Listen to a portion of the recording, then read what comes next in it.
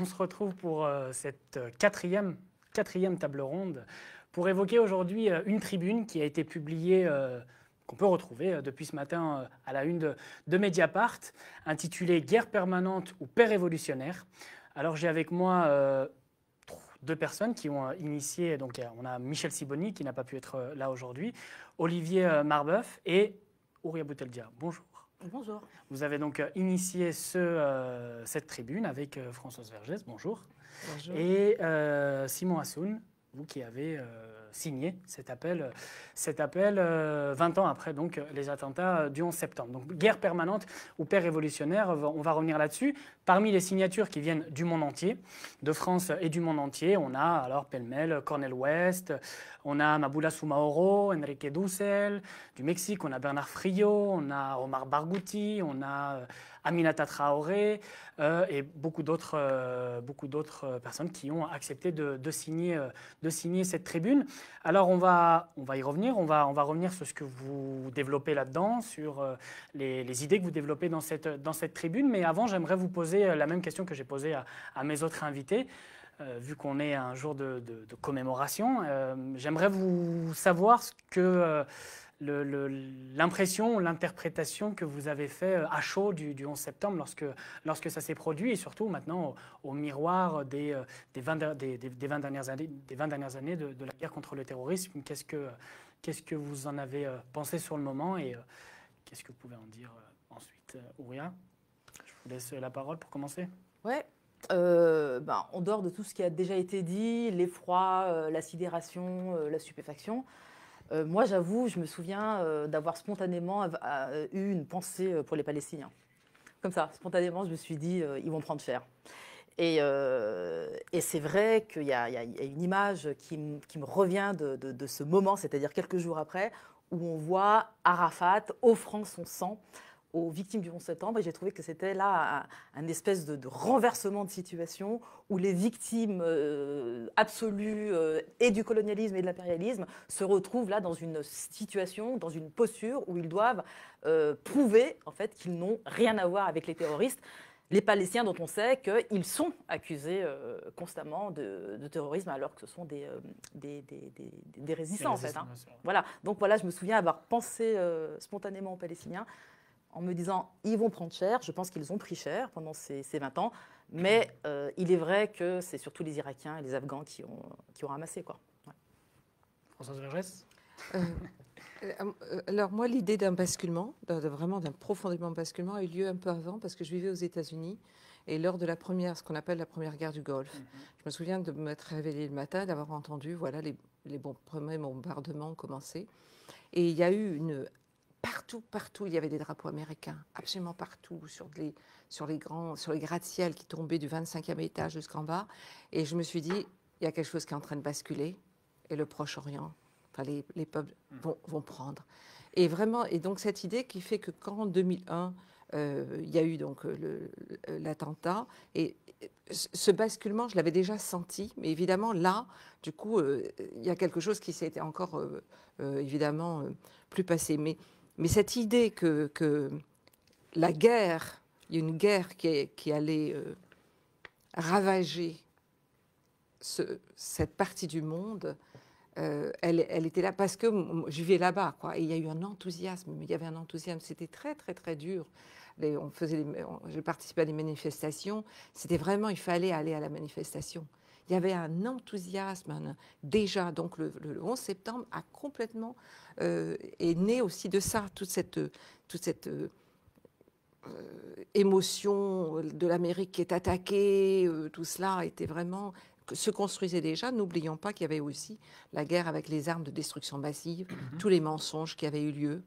Donc vraiment se construisait quelque chose qui ensuite a basculé vraiment là avec ce que Bush a appelé la guerre contre la terreur.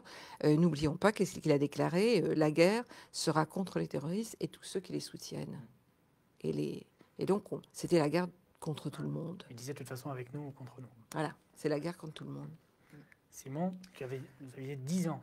Oui, voilà. Donc, effectivement, moi, j'en avais pas une analyse très très poussée à l'époque. Donc non, moi je me souviens effectivement de l'effroi, de cette stupéfaction en fait, face à ces images qui abreuvaient les télévisions et qui étaient très, très impressionnantes, surtout quand on a 10 ans. Après, je me souviens des discours un petit peu que j'entendais dans mon environnement proche, et notamment des discours qu'on pouvait déjà voir à la télé, notamment des dirigeants israéliens, notamment Sharon, qui disait à l'époque, en s'adressant au public des pays occidentaux, vous avez Ben Laden, Arafat est notre Ben Laden. Et donc déjà avec on voyait que très très rapidement en fait se mettait en place cette émergence du musulman djihadiste comme étant l'ennemi des démocraties occidentales dans leur ensemble. Et donc voilà, il y avait déjà cette espèce de vision commune qui émergeait. Bon, à l'époque, moi, ça avait un impact sur moi. J'adhérais un petit peu à ce discours. C'est plus le cas aujourd'hui. Mais voilà, je me souviens de ça, de cette impression qui faisait qu'on se sentait un petit peu entre guillemets américain, face à ça. De gré ou de force. De gré ou de force. Donc voilà, c'est un peu ça. On va aborder cet appel que vous avez intitulé donc Guerre permanente ou paix révolutionnaire. On reviendra sur le titre qui est très fort et surtout sur les perspectives que vous esquissez pour le futur. Mais déjà, pourquoi avoir lancé cet appel? Est-ce qu'il y avait un manque pour justement évoquer ces 20 ans, pour évoquer les conséquences du 11 septembre? Qu'est-ce qui vous a justement poussé à initier cet appel? François, si vous voulez répondre. Ça vient de plusieurs discussions que nous avons eues et la nécessité, de réactiver l'anti-impérialisme, mais vraiment, comme il n'y a pas de guerre impérialiste qui ne soit pas une guerre raciste. Je veux dire, être contre l'impérialisme, c'est être antiraciste. Et que dans l'antiracisme politique, cette idée que l'anti-impérialisme devait être au cœur aussi des luttes avait un peu été disparu, on pourrait dire. Mais même le mouvement anti-impérialiste en France, des 20 ans de la guerre en Afghanistan, il n'y a pas eu de grandes manifestations anti-impérialistes. Donc, bon, la première chose. Et puis la deuxième chose, cette idée de la paix sur laquelle on va certainement revenir, de la paix révolutionnaire, puisque c'est cette idée que la paix qui a été longtemps un slogan révolutionnaire, mais vraiment profondément, était devenu quelque chose ça n'a absolument pas aucune importance, ou alors quand on en parle, ça relève de la naïveté. Vraiment, vous êtes totalement naïf, avec un espèce de pessimisme, mais les gens ont toujours fait la guerre. Et voilà, et donc un certain mépris. N'oublions pas d'ailleurs que la guerre, l'opération de guerre en Afghanistan s'appelait Enduring Freedom. Donc c'est la question de la liberté toujours qui est mise. La paix, ça n'existe pas, c'est la liberté. Et à travers ça, on pourrait faire toute une analyse sur comment la liberté, une idée d'ailleurs de la liberté, pas la libération, la liberté, remplace l'idée de la paix. Donc, comme si le peuple afghan ou le peuple irakien, le peuple palestinien ne souhaitait pas la paix, mais souhaitait la liberté qu'on lui apporte, évidemment que les impérialistes lui apportent. Donc, et puis, d'autres analyses, donc on parlera, parce qu'on l'a écrit donc à 4, c'est ça ? Oui. Oui, à 4. Et où on s'est dit quels sont les points vraiment sur lesquels on veut vraiment porter l'analyse. Et Auréa pourra parler de ça. Mais vraiment, en tout cas, je suppose que vous poserez les questions. C'est vraiment, il fallait faire un état des lieux et dire qu'à partir de cet état des lieux, il faut vraiment se remobiliser contre l'impérialisme et pour la paix révolutionnaire. Pourquoi, comment est-ce que vous expliquez justement ce manquement de la part de mouvements de gauche, de ce manque, en fin de compte, cette absence de lutte anti-impérialiste? Qu'est-ce qu'il explique selon vous? Cette question, elle fait partie du pourquoi on a décidé de se réunir à 4 personnes, 4 individus, pas 4 organisations. C'est maigre. Alors, justement, c'est maigre, c'est triste. Et en fait, précisément, là est toute la question. En fait, on a, d'une certaine manière, anticipé le vide. On a voulu combler par anticipation le vide qu'on pensait, dont on savait qu'il allait être la réalité ce 11 septembre. On savait qu'il n'y aurait pas de commémoration, de bilan à la hauteur de ce qu'a été le 11 septembre en termes de conséquences à la fois au Moyen-Orient, auprès des peuples du Sud, mais également dans nos sociétés, dans notre quotidien. Et aujourd'hui, 11 septembre, il se trouve qu'au moment où l'on parle, c'est la fête de l'UMA. J'ai parcouru les débats de la fête de l'UMA, et il y a un seul débat sur le 11 septembre, mais complètement secondaire. Ça veut dire qu'il n'y a aucune organisation de gauche qui a considéré, ou d'extrême gauche, progressiste, qui a considéré que ce 11 septembre, ces 20 ans, méritait une manifestation, un meeting, quelque chose de fort. Voilà. Et ça, on le savait, on l'a anticipé. Et c'est pour ça que, mai-juin, on s'est dit, il faut absolument marquer le coup parce qu'il ne se passera rien. Or, c'est important de faire le bilan de ces 20 ans. C'est important, pas simplement de dire qu'il y a eu des catastrophes, des morts par centaines de milliers, d'accord ?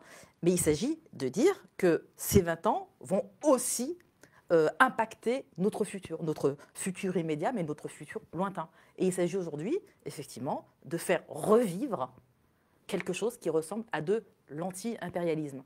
Un anti-impérialisme qui aujourd'hui est quasiment, je veux dire, est un sentiment limite ringard. Limite ringard. Je veux dire, aujourd'hui, il y a des manifestations, des grosses manifestations, par exemple, contre le vaccin. Bon, ça, c'est aujourd'hui, précisément. Il ne se passe rien sur les questions anti-guerre et anti-impérialistes. Or, on a subi les conséquences, notamment à travers les répercussions du 11 septembre, c'est-à-dire les attentats terroristes. Alors, qu'est-ce qu'on fait par rapport à ça ? Est-ce qu'on est capable de revivifier une conscience politique ? En fait, c'est ça le fond de cet appel. Et juste, pourquoi la gauche est absente ? Mais parce qu'il me semble qu'elle a accompagné justement le geste impérialiste. Moi, je me souviens qu'au lendemain du 11 septembre, il y avait la fête de l'UMA, comme tous les mois de septembre, et la fête de l'UMA, comme tu viens de le dire, mais aux États-Unis, mais en tout cas en France, au Parti communiste, tout le monde était américain. Alors, comme s'il était impossible à la fois de condamner le terrorisme et d'avoir un propos là-dessus, et en même temps de refuser d'accompagner les Américains dans leur croisade contre le Moyen-Orient.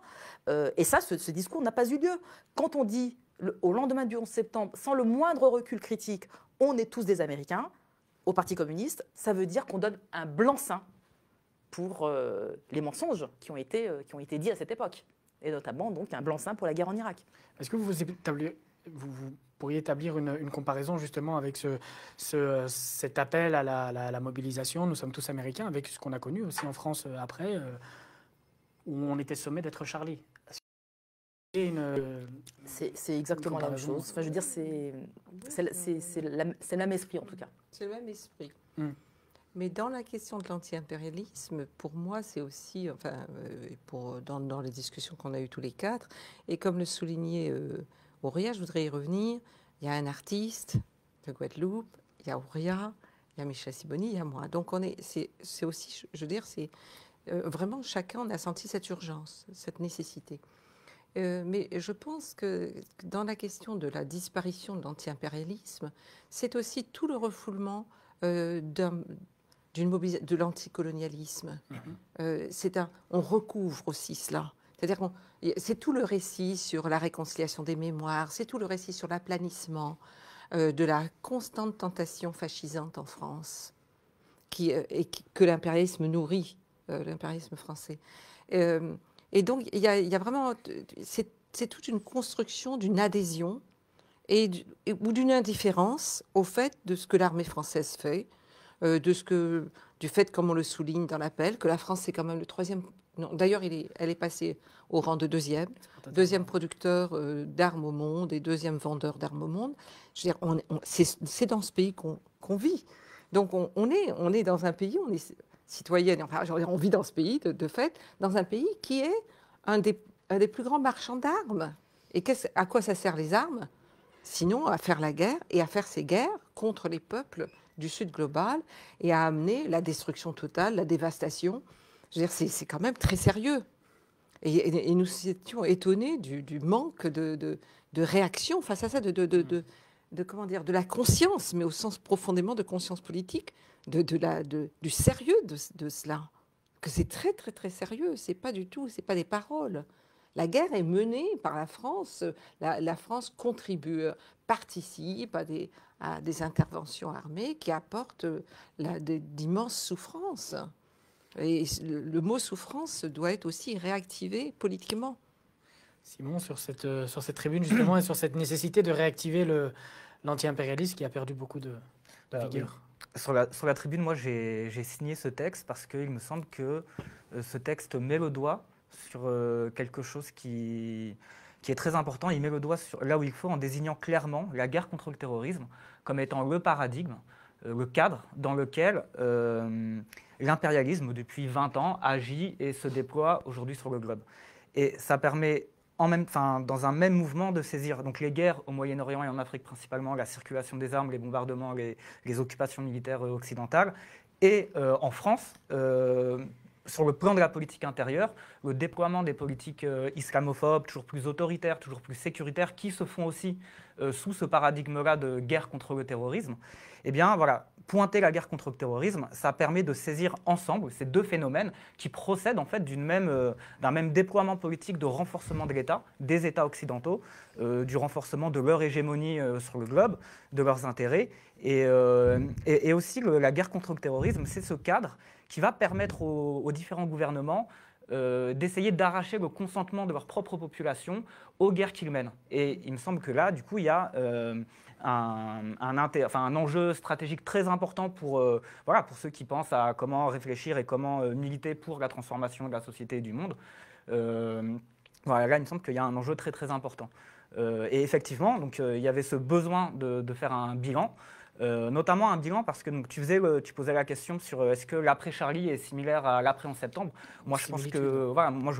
Pardon ? Des similitudes. Oui, qu'il y a des similitudes dans la manière dont les États, les gouvernements ont réagi. Moi, je pense que oui, parce qu'en fait, on est face à un phénomène qui est le même, c'est-à-dire il y a un ancien dirigeant de la CIA, Chalmers Johnson, qui, 1 an avant le 11 septembre à peu près, publie un livre qui s'appelle Blowback, et dans lequel, en fait, il dit que les États-Unis, du fait de leur richesse, du fait de leur puissance, se retrouveront la cible d'attaques, y compris sur leur territoire. Et blowback, ça traduit un peu cette idée de retour de flamme. Mais je pense que ce qui s'est passé en 2015, ce qui s'est passé avec les attentats en France, procède du même phénomène, c'est-à-dire c'est un blowback par rapport aux interventions françaises en Afrique ou au Moyen-Orient, et que finalement cette guerre-là s'est retrouvée sur le territoire parce que du fait que la France mène ces guerres-là.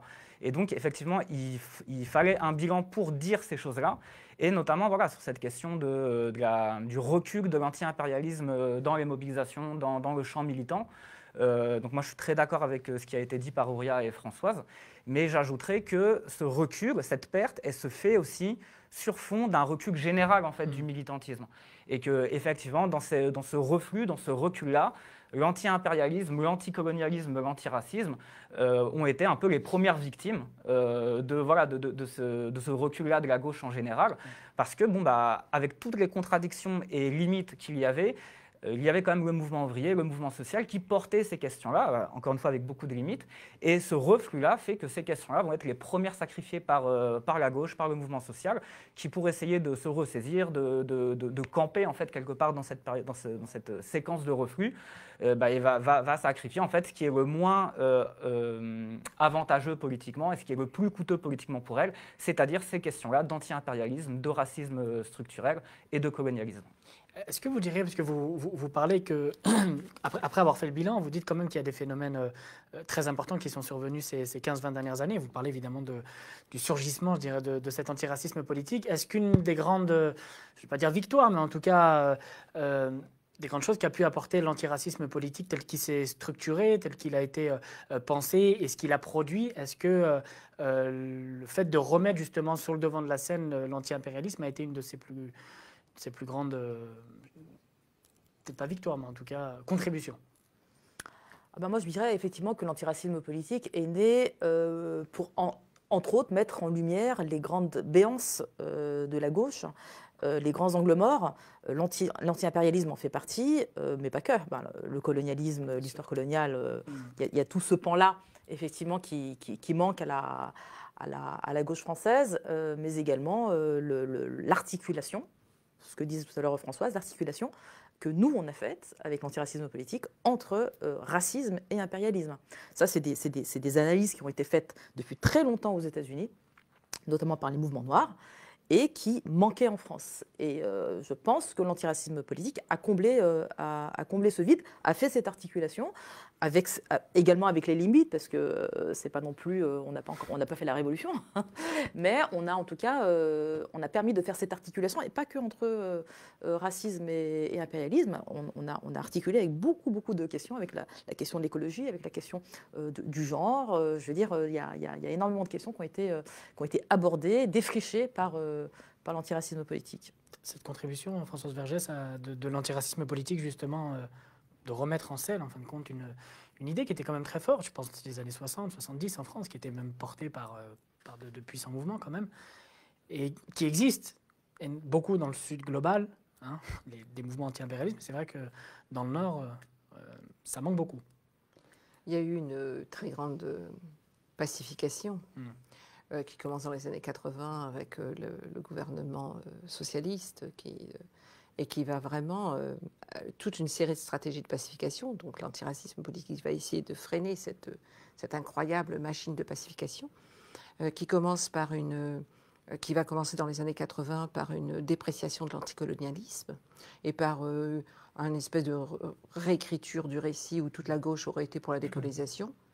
Il suffit de relire Francis Janson à l'époque, ou Vidal-Naquet, ou Jacques Vergès pour voir que la gauche n'était pas du tout pour l'indépendance de l'Algérie.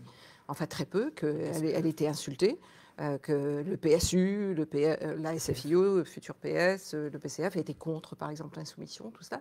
Donc il y a un fond quand même sur lequel la gauche ne s'est jamais repensée et que l'antiracisme politique a remis sur la table en disant mais vous n'avez jamais accepté, en fait, vous n'avez jamais accepté l'indépendance des peuples profondément et de ce que ça signifierait, et qu'il y a eu des mouvements populaires qui ont été qui ont essayé et qui ont été étouffés par ces partis.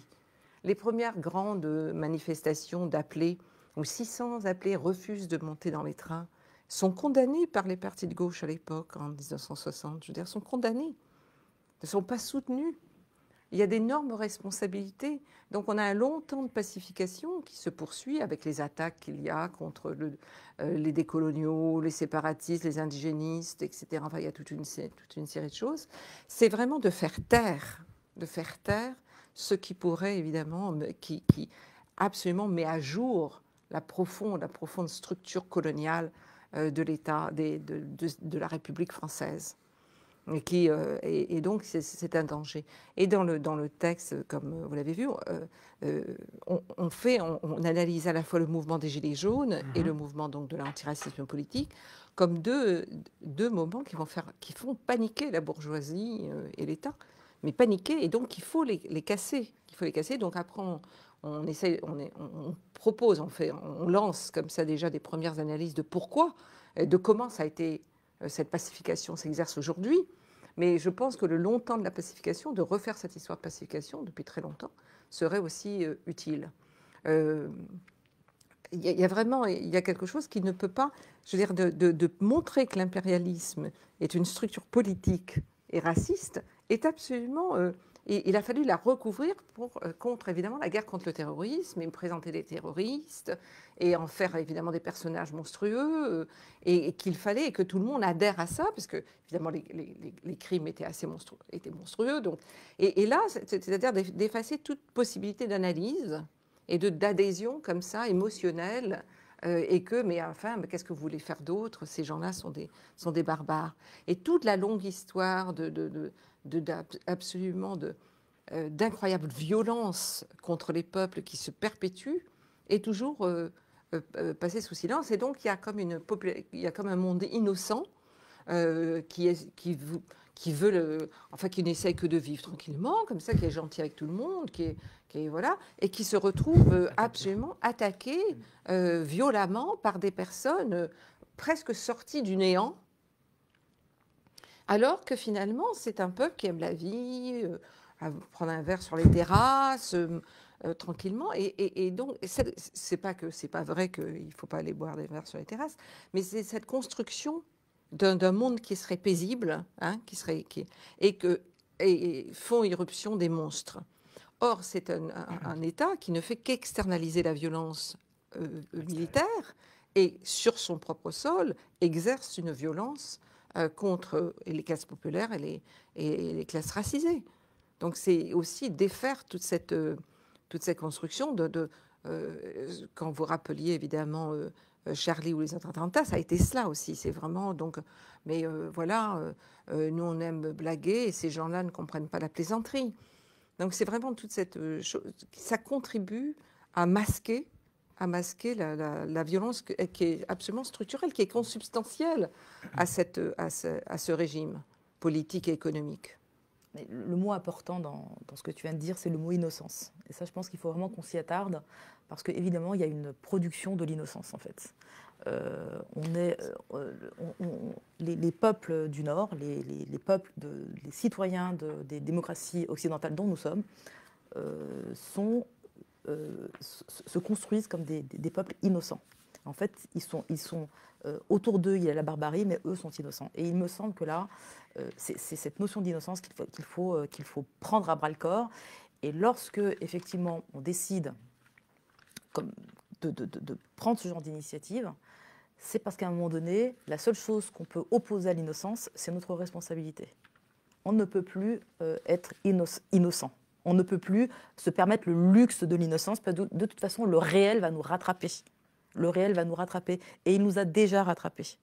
À un moment donné, il faut se dire à quel moment on devient responsable. Et on ne peut devenir responsable que, déjà, dans un premier temps, en assumant le réel, en assumant la réalité des rapports de force, en assumant la question de la domination structurelle, toujours présente, certes en déclin, mais toujours efficiente.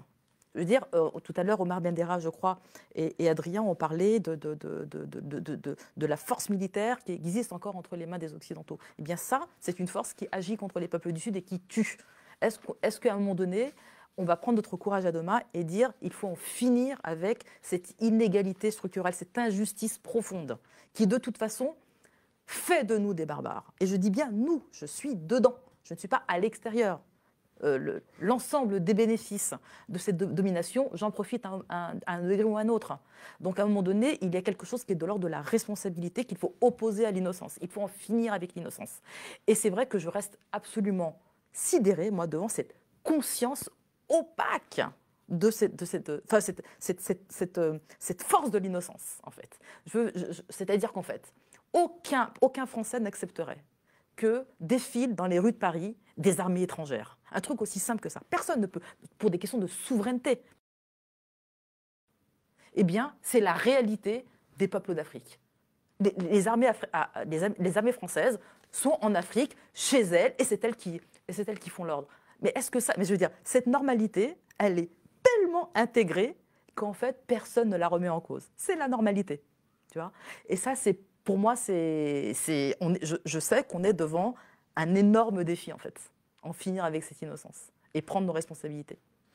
Simon, sur cette question justement de l'innocence et de notre responsabilité à nous et de ce qu'on a justement à faire dans notre pays. Bah oui, effectivement, ce qu'il faut faire, nous, dans notre pays, à notre niveau, effectivement, c'est je pense, d'essayer d'apporter le contre-feu à ce discours idéologique très, très puissant qui fabrique effectivement un récit dans lequel il y a des gentils, des innocents, qui sont les démocraties libérales, occidentales, comme tu disais, Françoise, hein, voilà, qui ne veulent que vivre leur vie comme elles l'entendent, aller boire des verres en terrasse, et un monde environnement, un monde musulman qui serait barbare, qui serait fondamentalement hostile au mode de vie, entre guillemets, occidental. Et effectivement, c'est un discours idéologique extrêmement puissant il est puissant parce qu'il soutient en fait le paradigme dans lequel l'impérialisme occidental va intervenir aujourd'hui, voilà, c'est de la guerre contre le terrorisme. Voilà, c'était autre chose avant. Avant, c'était la guerre froide, donc on était dans un autre type de justification de discours. Aujourd'hui, c'est ça, voilà, depuis au moins 20 ans.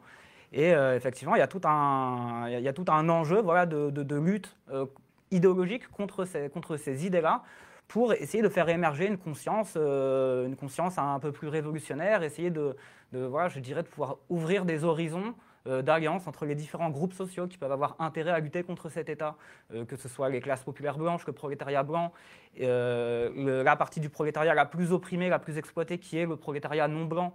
Moi, je pense que voilà, d'un point de vue révolutionnaire, entre guillemets, ce sont des questions, ce sont des enjeux très très importants de savoir comment on va constituer un bloc social qui nous permettra voilà, de s'opposer à l'État et on peut rêver, mais voilà, de prendre le pouvoir en fait, et de pouvoir déployer d'autres politiques. Donc effectivement, moi je suis un peu gramscien voilà, dans cette perspective, c'est-à-dire de se dire qu'il y a une guerre de position à mener, une guerre idéologique très très lente à mener dans la société civile, voilà, que ce soit dans les médias, dans toute la société civile, que l'enjeu le plus important c'est celui-là, de comment on va constituer un bloc, une alliance. Je pense que toi, Auria, tu parles beaucoup hein, d'alliance entre, voilà, entre les beaufs et les barbares, c'est dans de tes textes. Voilà, moi je pense que c'est un enjeu très très important aujourd'hui. Justement, sur vous évoquez l'antiracisme politique qui a surgi ces 20 dernières années, du moins en France, qui a apporté une contribution essentielle, non seulement sur le plan idéologique, mais aussi sur le plan des luttes concrètes. Il y a un autre mouvement que vous citez dans votre tribune, c'est évidemment le mouvement des Gilets jaunes. Comment est-ce que, selon vous, est-ce qu'il est possible, selon vous, déjà d'établir une forme de jonction entre des fractions, justement, du prolétariat qui sont très souvent divisées par des États-nations, par des discours racistes, par des discours islamophobes? Comment, justement, réussir à allier ces formes de lutte qui, parfois, ne se rencontrent pas, mais qui pourraient, justement,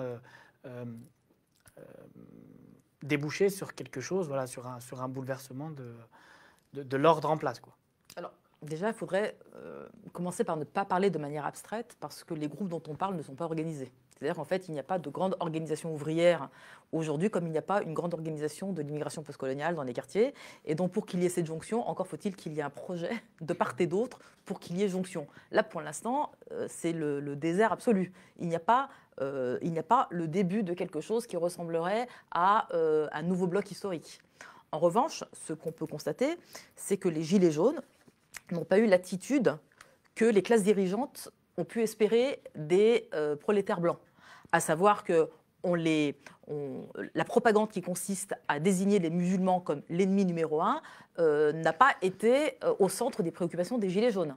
Ça veut dire qu'en fait, d'une certaine manière, il y a une certaine autonomie des classes populaires par rapport à la bourgeoisie. D'accord ?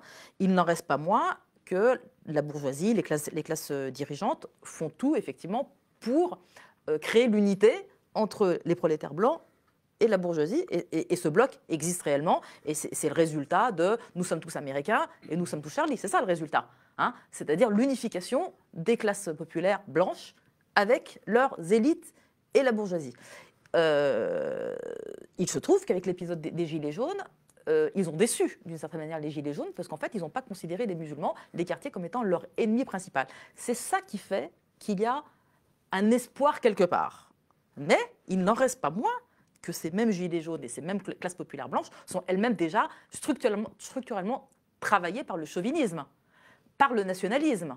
Elles n'échappent pas du tout à ce paradigme. Ça veut dire qu'il y a un énorme travail à faire à l'intérieur des classes populaires blanches. Encore une fois, faut-il qu'elles aient qu'elles soient, entre guillemets, c'est-à-dire qu'elles appartiennent à des mouvements politiques structurés qui orientent vers une direction qui serait la nôtre, qui serait une direction antiraciste, décoloniale, anticapitaliste, évidemment. On est très très loin de ça. Je dis juste qu'avec les Gilets jaunes, on a pu s'apercevoir que la solidarité classe populaire blanche et classe bourgeoise n'était pas un fait accompli, et qu'il fallait faire un travail politique. Malheureusement, on est très loin de cela, mais il n'en reste pas moins que les classes dirigeantes ont paniqué. Elles ont quand même paniqué. Et à mon avis, c'est ce qui explique la force avec laquelle l'islamophobie est revenue au devant de la scène l'année dernière, précisément l'année dernière, parce que pendant 1 an et demi, l'islamophobie avait disparu du débat politique, à cause justement du mouvement social. Tu vois, et donc là, il y a effectivement, voilà, donc la question est posée de savoir comment on constitue ce bloc.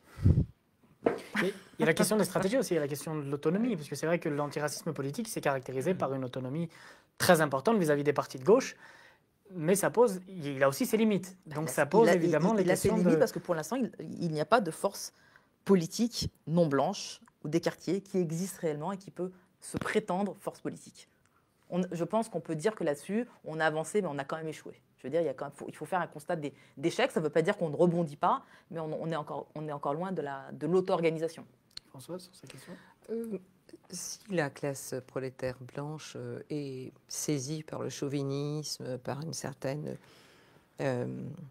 offre de la fierté, de la puissance de la France, quatrième puissance du monde, et d'appartenir donc à un pays puissant et non pas à un pays parmi d'autres, je pense, pour les communautés racisées, il y a aussi de se ressaisir de l'anti-impérialisme comme question. De comprendre que l'anti-impérialisme, c'est de l'antiracisme. Et que n'est pas. Dans un des paragraphes de l'appel, on analyse aussi le fait que comment le néolibéralisme arrive à faire une offre séduisante aussi à des membres des communautés racisées pour les intégrer. Et pour leur offrir quelque chose, une place. Il n'y a jamais eu autant de discussions sur l'inclusivité, la diversité dans le monde économique. Vraiment, il y a une offre constante là-dessus. Donc, pour revenir à ce que disait Ouria, c'est-à-dire qu'il faut reprendre vraiment tout un travail politique de politisation et de mettre à jour, de montrer ce que sont ces stratégies, ou de division, ou de construction d'un désir d'entrée, et je veux dire en plus de retourner le terme d'inclusion et de diversité, bon déjà qui sont des problématiques, mais même pour il y a une offre, une réelle offre qui est faite. C'est pas que de la poudre aux yeux. Il y a des choses concrètes. Donc on a à combattre cela, et c'est là que c'est vraiment une lutte profonde, parce que il y a eu à la fois tout ce dont on parle, toute la répression, l'offre de l'islamophobie, comme on peut s'engouffrer là-dedans, la fierté autour de l'armée, le moindre soldat qui est mort, on ne sait même pas pourquoi il est mort, ni quoi, ni comment, mais il y a des cérémonies où tout le monde devrait adhérer. Et de l'autre côté aussi, les offres faites à des membres des communautés racisées, et qu'on peut donc montrer, je veux dire, des choses qui ne se passaient pas autant il y a 15 ans. Parmi ces œuvres, vous parlez beaucoup notamment de cette manière de faire rentrer des gens racisés dans l'armée. Dans l'armée, bien sûr. L'armée s'est toujours présentée comme le lieu de l'égalité, le lieu, sans parler dans toute l'histoire. Elle a deux politiques. Elle a une politique féministe très, très, très poussée. Les femmes, c'est un peu plus de 15% aujourd'hui dans l'armée, et l'armée maintenant leur permet d'être dans toutes les formes d'opération. C'est-à-dire qu'elles ne sont pas seulement infirmières comme elles l'ont été, mais elles peuvent bombarder, elles peuvent être tuées, tout ça, etc. C'est super, c'est formidable, c'est l'égalité. Donc oui, l'offre par l'armée, mais même ce qu'on analyse aussi dans le texte, c'est dans le monde artistique et culturel, toute cette offre. Donc on a plusieurs niveaux de repolitisation, de mettre à jour en quoi cette offre est une autre forme de mission civilisatrice, de colonisation, par l'assimilation, et puis évidemment de mettre en cause, de montrer de quoi le chauvinisme est-il le nom, de quoi l'adhésion à la France, pays puissant, est-elle le nom. Et donc il y a plusieurs niveaux d'intervention aujourd'hui, puisque le néolibéralisme a cette capacité d'absorber même ce qui le critique, en le retournant, évidemment pas parce que nous c'est là. Et donc il y a plusieurs niveaux d'intervention à faire. D'ailleurs, vous en parlez beaucoup dans la tribune, la manière d'intégrer. Vous parlez par exemple de l'empowerment aussi chez les féministes, ou toujours cette manière d'intégrer, et quand on n'arrive pas à intégrer, on réprime, quoi. Oui, de toute façon, on va en intégrer quelques-uns pour pouvoir en réprimer le plus grand nombre.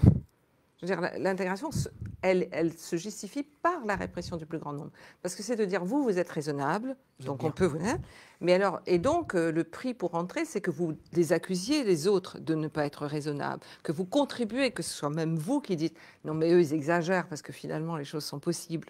Donc, c'est ces personnes-là qui vont renforcer la politique de respectabilité, de raisonnabilité, qui finalement, non, mais il y a des choses possibles. Oui. D'où ces discours sur les bons musulmans, sur les bons immigrés. Sur les bons musulmans, sur les bons noirs, sur le fait qu'il y a des choses qui se font et qui se font en plus. Ce n'est pas que...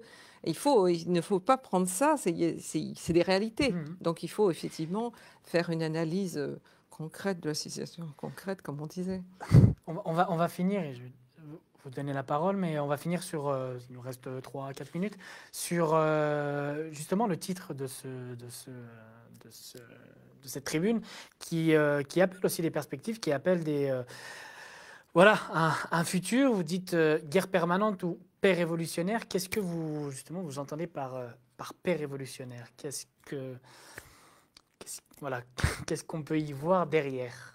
Je laisse Françoise y répondre parce que c'est sa belle idée, l'idée de la paix révolutionnaire. Alors, mais est-ce que je peux juste dire quelque chose par rapport à ta question précédente? C'est-à-dire qu'on n'a pas parlé du féminisme. Mais justement, j'allais vous en parler sur l'Afghanistan. Et le féminisme est une des gros... Je veux dire, il y a un agenda féminisme de l'impérialisme aujourd'hui. Mais vraiment un agenda féministe de l'armée. Sur les grilles là, du palais de la C jusqu'à côté de l'Assemblée nationale, la diplomatie française est féministe, un immense panneau.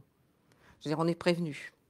Je veux dire, il y a un féminisme impérialiste. Le forum de l'égalité qui a eu lieu en juillet, c'est le capitalisme féministe qui s'annonce. Donc on a vraiment quelque chose aussi à intervenir là, où les droits ce qu'ils appellent les droits des femmes servent contre, comme se disait aussi Simon, sur les peuples qui, par nature, n'auraient pas compris ce que c'est que l'égalité entre les femmes et les hommes, et tous ces hommes-là qui sont évidemment barbus. Enfin, barbu pas hipster, parce qu'il y a le barbu hipster et il y a le barbu pas hipster.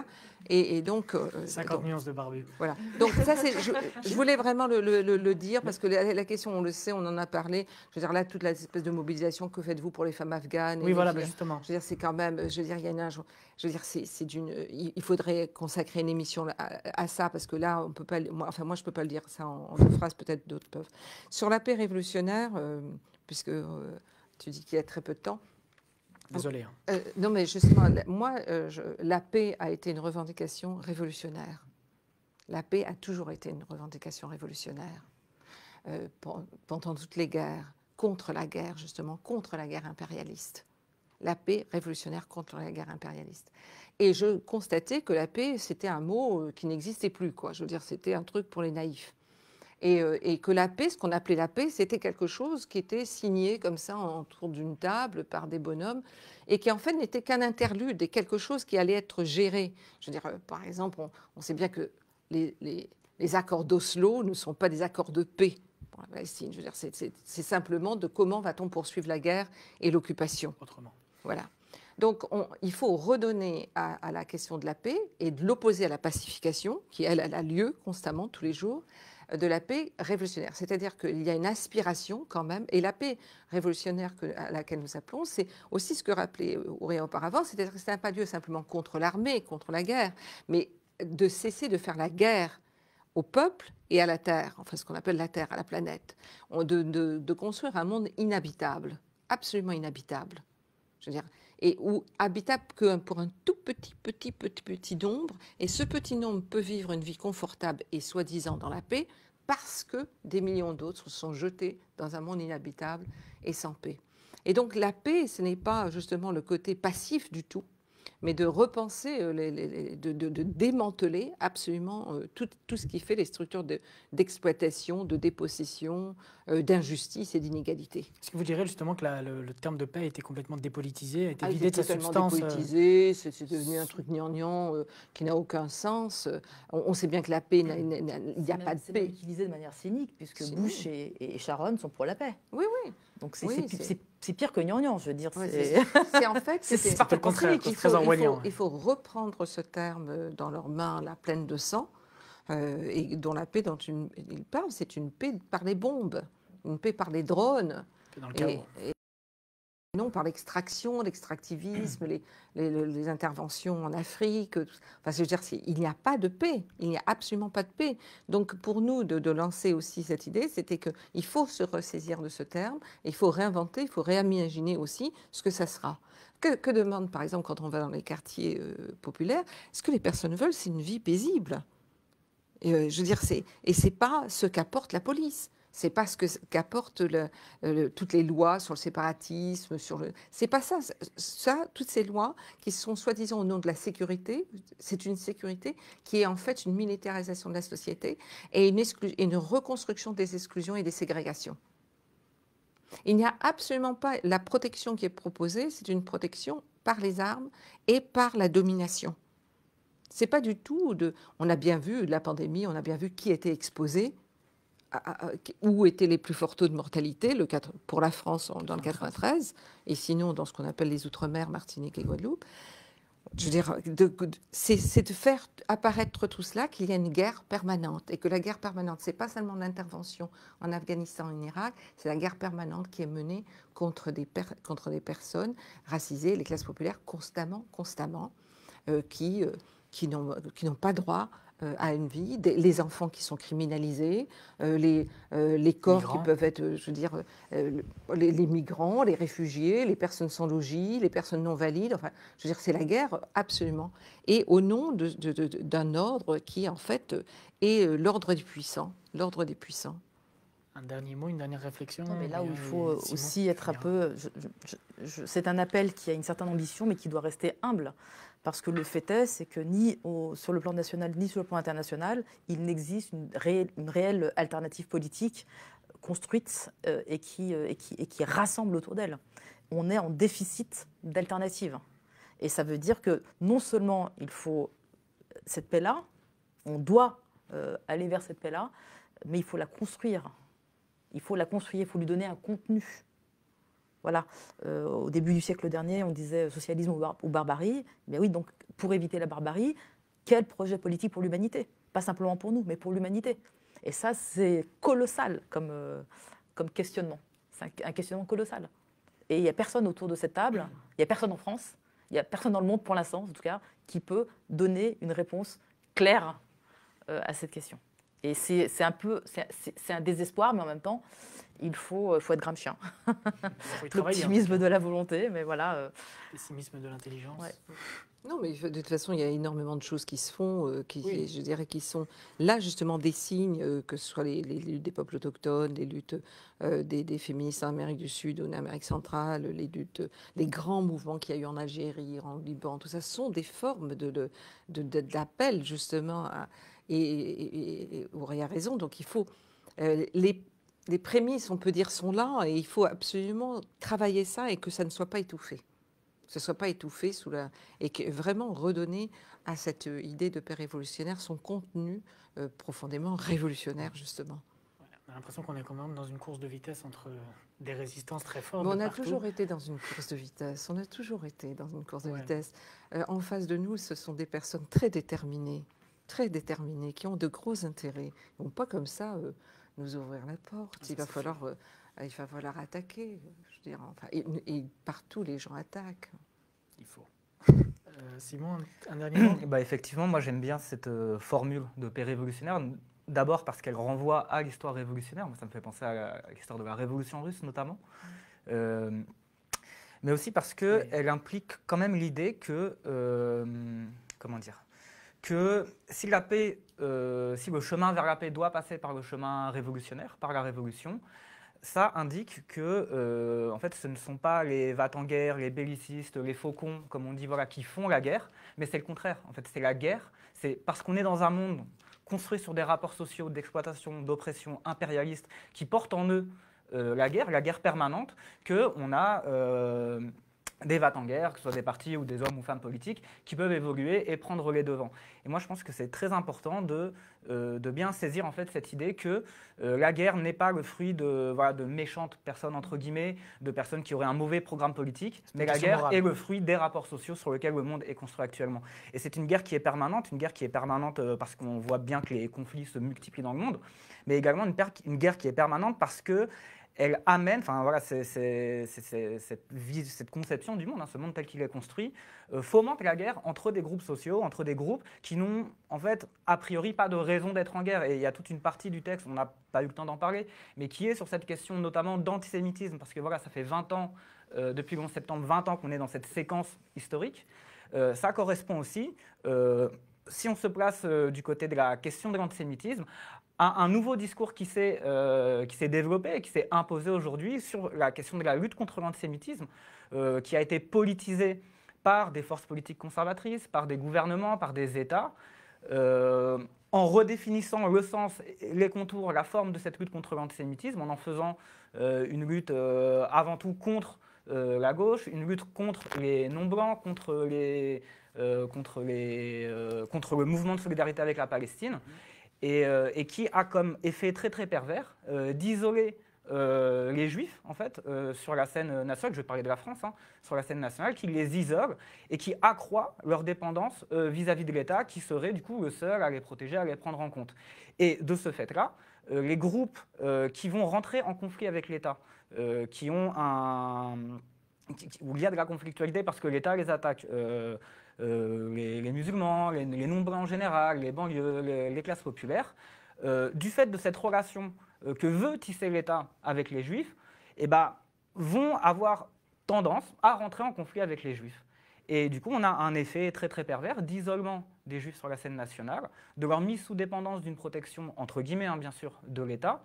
Et en même temps, comme tu disais, c'est un effet très pervers qui permet de disqualifier, de stigmatiser les groupes non blancs, les classes populaires non blanches, comme étant des barbares parce que forcément antisémites. Donc là, voilà, on a un effet très pervers de comment cet impérialisme-là, comment ce déploiement de politique, en fait, amène de la conflictualité entre les différents groupes sociaux. C'est très simple, en fait, ça s'appelle diviser pour mieux régner. Ça renforce la stratification de la société, les inégalités, et en ressort gagnant, forcément, l'État et la classe dirigeante. Et donc, voilà, c'est un exemple qu'on n'a pas trop eu le temps de développer, mais un exemple de comment cet impérialisme, comment il fomente en fait la guerre, y compris entre groupes sociaux. Alors, je voudrais juste rajouter quelque chose qui me semble important, c'est que effectivement, l'accusation d'antisémitisme sert à stigmatiser les non-blancs, mais on le voit, les classes populaires blanches également, les gilets jaunes ont été stigmatisés comme étant antisémites, et aujourd'hui, Mélenchon. Donc c'est vraiment une arme de destruction massive. Et Corbyn en Angleterre. Donc c'est quelque chose qu'il faut prendre très au sérieux. Mais en même temps, notre antiracisme politique consiste non seulement à déminer ce terrain-là, à dénoncer les effets d'amalgame, mais également à prendre en compte l'antisémitisme réel. Voilà, ça, c'est très important.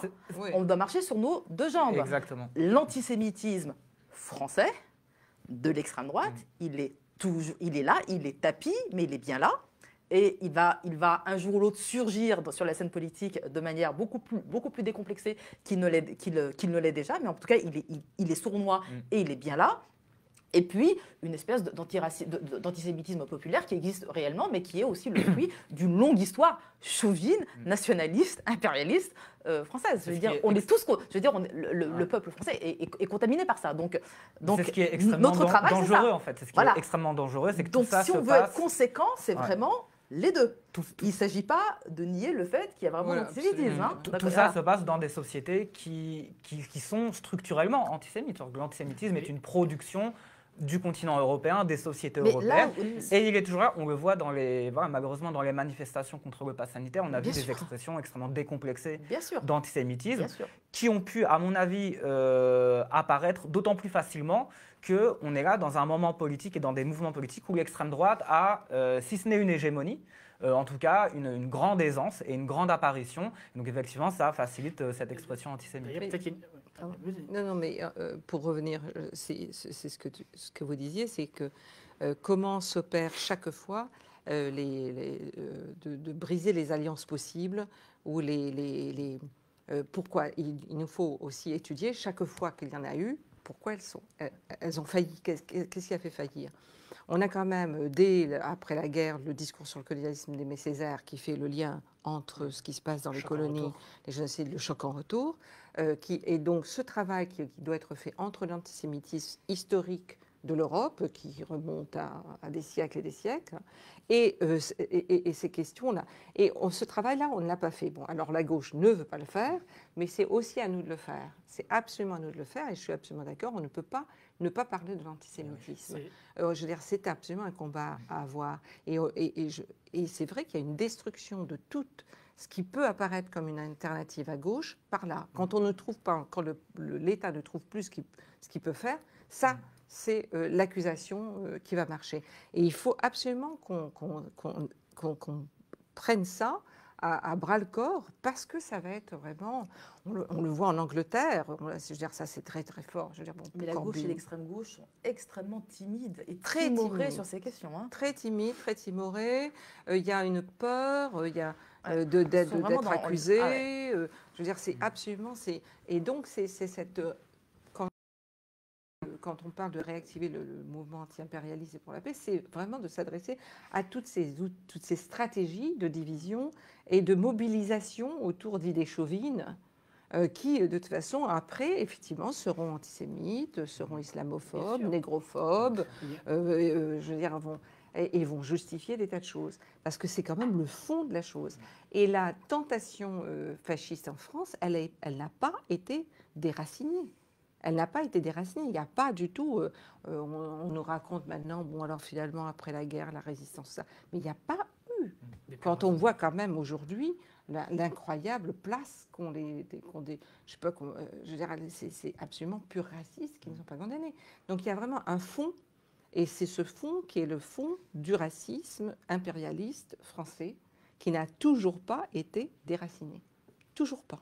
De toute façon, on voit bien cette instrumentalisation. Par exemple, un Viktor Orban qui a de très bonnes relations, par exemple, avec l'État d'Israël, alors qu'il est fondamentalement lui aussi antisémite. Oui, et même sans partir aussi loin, on voit qu'on a Gérald Darmanin qui écrit un livre pour justifier sa politique islamophobe, où il va revendiquer la politique napoléonienne à l'égard des Juifs, qui est une politique qui était antisémite, très clairement, et qui va la revendiquer pour justifier sa politique-là. On a aussi eu les tentatives au plus haut niveau de l'État de célébrer l'œuvre et la mémoire, entre guillemets, de Maurras ou de Pétain. On voit bien qu'il y a effectivement une hypocrisie en fait, dans cette posture, qui est une posture, parce que il faut chaque fois faire le lien entre le moment où ça se passe et qu'en même moment, il y a des politiques raciales et racistes. C'est jamais il se passe là quelque chose et là-bas il ne se passerait rien. Les deux choses, et c'est ça qu'il faut savoir mettre à jour. Napoléon, c'est ça, et c'est le rétablissement de l'esclavage. Bon, c'est la même personne. Ce dont tu parles, là, sur les Maurras ou d'autres, c'est au moment de l'Empire colonial français. Il n'y a pas un moment, je veux dire. Et là, par exemple, c'est islamophobie, négrophobie, antisémitisme. Rappeler cette histoire, c'est sans doute la meilleure manière de, justement, voilà, de